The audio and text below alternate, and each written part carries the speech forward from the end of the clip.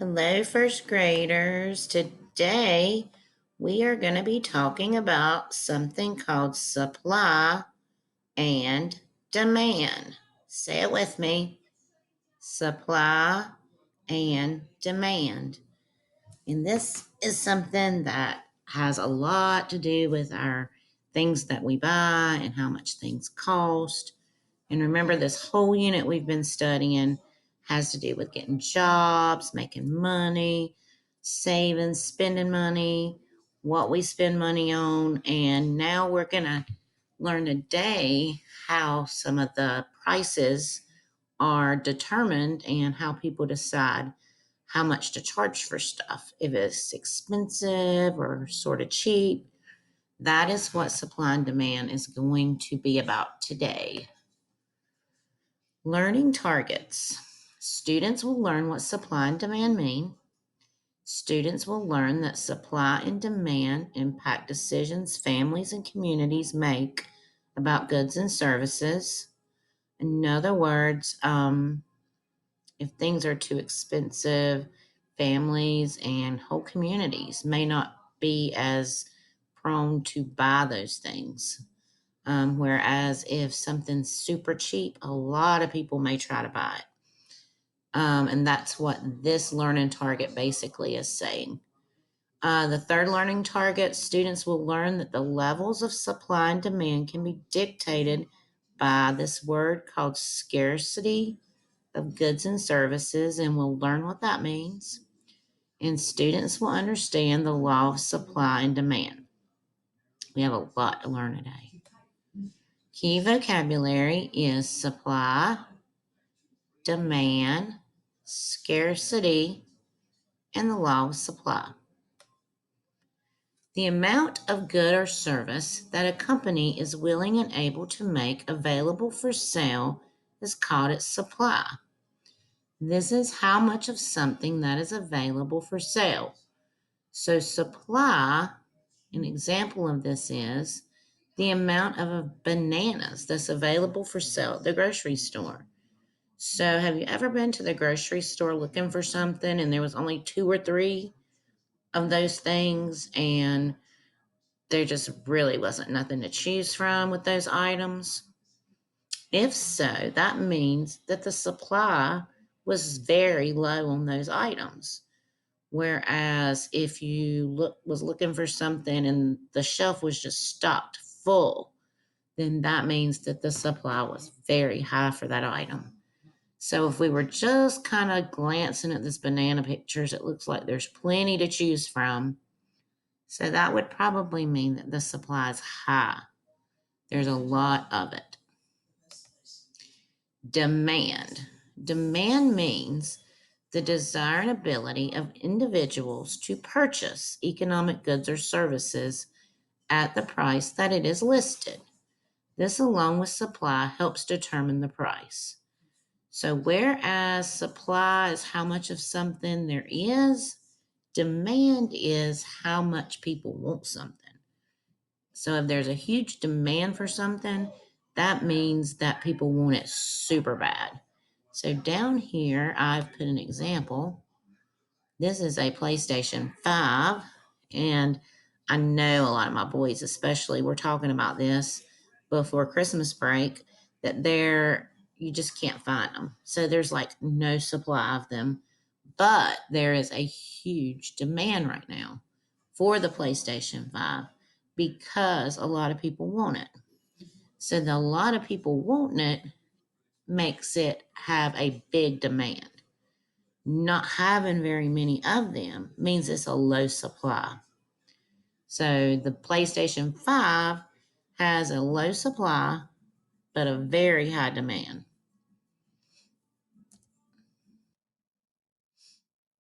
Now we're going to talk about the word scarcity.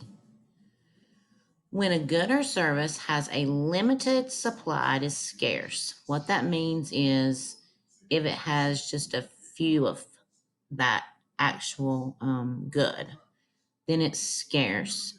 In other words, if there's just a few PlayStations at a store, that would be scarce.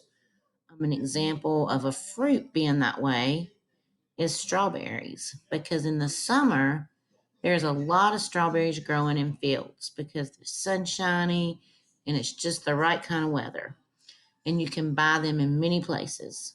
However, in the winter, it is too cold to grow strawberries, so they become hard to find. And when they become hard to find, that's when it's said to be scarce. And scarcity of items makes prices more expensive. So, do you think, based on that, strawberries would be more expensive in the summer or the winter?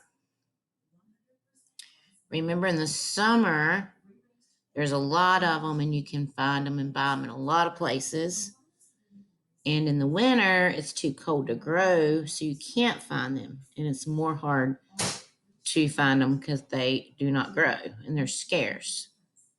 So probably the prices are going to be more expensive in the winter when it is scarce. Which of these items might be scarce in the winter? Let's go through these. Okay, this is a bunch of flowers. Are these going to be scarce in the winter?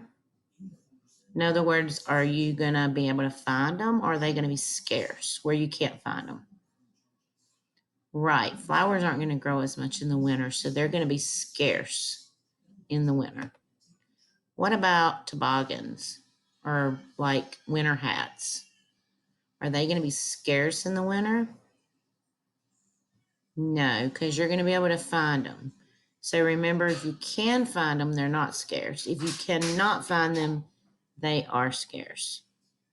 So this would not be scarce in the wintertime. What about the sled? Would it be scarce in the winter? No, it would not be scarce in the winter because you're going to be able to find these. People need them to go sledding when it gets cold and when it snows. So these are not going to be scarce in the winter. Be scarce in the summer, wouldn't they? Because you don't need them then. So nobody would have a reason to sell them. What about a kite? Do you think they would be scarce in the winter? Do you normally see people flying kites in the winter? No, usually that's in the spring because it's windy, and maybe in the summer when it's sunshiny and pretty. But you're not going to see these in the winter, so they are going to be scarce in the wintertime. So now let's switch and see which of these items might be scarce in the summer. Christmas trees. You gonna be able to find those as much in the summer, you think? People are gonna buy Christmas trees in the summer? No, we talked about Christmas. Christmas is a winter holiday. So Christmas trees aren't gonna be for sale in the summer. So they are gonna be scarce. Can't find them, so they are scarce. What about tomatoes? Are they gonna be scarce in the summertime? Are you gonna be able to find them? Are going to be able to find them. They're going to be able to be grown, so they're not going to be scarce. You can find them, they're not scarce. What about candy canes? What do you think about finding candy canes in the summer? No, candy canes are usually associated with Christmas. And remember, Christmas again is one of our winter holidays, and we're talking about summer. So, are you going to be able to find candy canes as much in the summer? Nope. So they are going to be scarce in the summer. What about pool floats? Are you going to be able to find those in the summer? Yeah, people use them in the summer. So they are not scarce because you can find them. So when an item is scarce, means you can't find it, and that means the supply is low. This causes prices to go up, especially if demand is high. So let's go back to talking about the PlayStation, because we talked about this one in my class before Christmas, how you could not find PlayStation 5s anywhere. So the supply was low It was scarce, and everybody was wanting them for Christmas, which made the demand high. And when that happens, prices go up. They're way more expensive because there's not many of them and everybody wants them. So the price goes up. In other words, if a lot of people want something really bad and there's very little of it, then the price is going to increase or become more expensive. And this is all part of that law of supply that we talked about in the very beginning. That's one of our vocabulary words. So remember, if the supply is low, but the demand's high, then something's going to be more expensive because it's going to be harder to get your hands on it. Law of supply, and here's just the actual definition. If demand is held constant, that means if it's the same, an increase in supply leads to a decreased price, while a decrease in supply leads to an increased price. And we just talked about that. Very few PlayStations, which meant decrease, going down, little bit of supply, increase price, which means price is going up. Increases up, decreases down. How might supply and demand affect choices that family makes? If an item is too expensive due to a low supply but a high demand, a family may choose to not purchase the item because they can't afford it. So remember that PlayStation we had talked about, some of those were like $1,200 and they were normally only like $400 or $500, but because the supply was low and the demand was high, everybody wanted it. So the prices were just crazy high. And so that may make a lot of families choose to not purchase it because they can't afford it. And they don't want to purchase something that expensive or pay that much for it just because the supply is low and the demand is high. Now, here's a question I want you to think about. If, on the other hand, there is a low demand for an item, meaning nobody wants it hardly, and the supply is high, meaning there's a lot of it, what do you think is going to happen to the price then? So let's think. Let's think about strawberries. Let's say that there was a ton of strawberries, but for some reason nobody wanted them. And they were just all over the shelves. What might the store do so that they could get rid of those strawberries before they go bad and rot? Because nobody wants them. That's a low demand, but there's a ton of them. The supply's high. What do you think the store's going to do to try to get those strawberries off the shelf? They're probably going to mark them down or make them cheaper. So that's what happens on the other hand. So if there's not many people that want something and the supply is high, a lot of it, they may decrease the price, meaning goes down. Remember, decrease, down, increase, goes up. So let's just use those PlayStations again. This is very not true, but we're going to pretend. So let's say that that store gets a lot of extra PlayStations and nobody wants them. This means there's a high supply, low demand. If there was a lot of extras, but nobody wanted them, what might happen to the price of the PlayStation so that the stores could get rid of them all? We just talked about that with strawberries. They were just flying just all over the shelves and they couldn't get rid of them. And there was no demand. Nobody wanted them. What would they do to get rid of them? Very good. They would decrease that price so that they could get rid of them and get them off the shelves.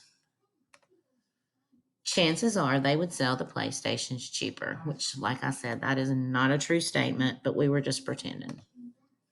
So we're going to answer the following questions. If a store has a lot of grapes that they are not selling, the demand is more than likely low and the supply is high. The price may do what? And I'm going to let you guys figure these out because this is part of your assignment. So let me read it again. A store has a lot of grapes. They're not selling them. The demand is more than likely low. So remember, these grapes are all over the shelf. They can't get rid of them. So what are they probably going to do with the price? Because the supply is high. Okay, number 2. PlayStation 5s have been very hard to find this year. The blank is low. And you're going to put an answer here for me. Number 3. If I'm going to buy strawberries in the winter, strawberries are more than likely, there's a word that's going to go here.